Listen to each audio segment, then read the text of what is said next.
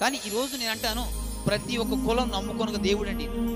ప్రతి వ్యక్తి మార్పు చెందగలిసిన, మార్చుకొనగలిగిన వ్యక్తి అండి. ప్రతి వంశాల వారు కూడా నిత్య జీవానికి నడిపించబడ్డానికి తెరవబడిన మార్గం అండి. హల్లెలూయా, స్తోత్రం చెప్దామా? హల్లెలూయా. ఇది మత గ్రంథము కాదండి, మారు మనసు ఇచ్చే గ్రంథం అండి. మన క్రియను మార్చు, మన ఆలోచన మార్చి. నువ్వు ఈ రోజు తినడానికి లేదు, అయినా దాన్ని ఆ ఉపవాసాన్ని బట్టి కూడా ప్రభు ఇంత భాగ్యం ఇచ్చావు అని సంతోషించిన మార్గం అండి.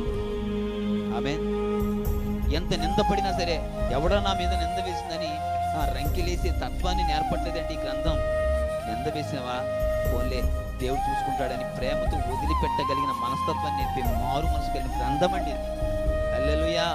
ఈ గ్రంథానికి ఎన్ని పొరదలు జరుగుతున్నారండి, ఎన్ని అక్రమ పరిస్థితులు జరుగుతున్నారండి. నేను అంటాను, ప్రతి ఒక్కరికి దేవుడు తీర్పు తెచ్చే రోజులు రాబోతున్నాయి. నిజమండి.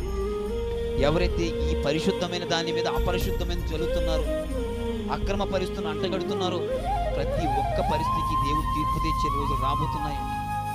ఇందాక ఒక గ్రంథంలో చదువుతున్నా ఉన్నప్పుడు, మత్తయి సువార్త చదువుతూ ఉన్నప్పుడు ఒక మాట రాయబడుతున్న చోట, దేవుని యొక్క ఉగ్రత దినాలు రాబోతున్నాయి, రాజ్యాల మీద రాజ్యాలు రేపబడుతున్నాయి.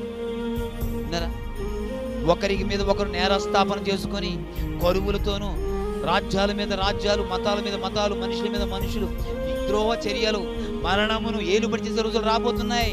వీటి వెనక దేవుని యొక్క రాకడ కూడా ఉందని, ఆయన రాకడ ముందు ఇవన్నీ జరుగుతున్నాయి. భూకంపాలు వస్తున్నాయి, కరువులు వస్తున్నాయి, తినడానికి తిండి ఉండదు, తల్లికి వేరుగా పిల్లకి వేరుగా మారిపోతున్న రోజులు వస్తున్నాయి.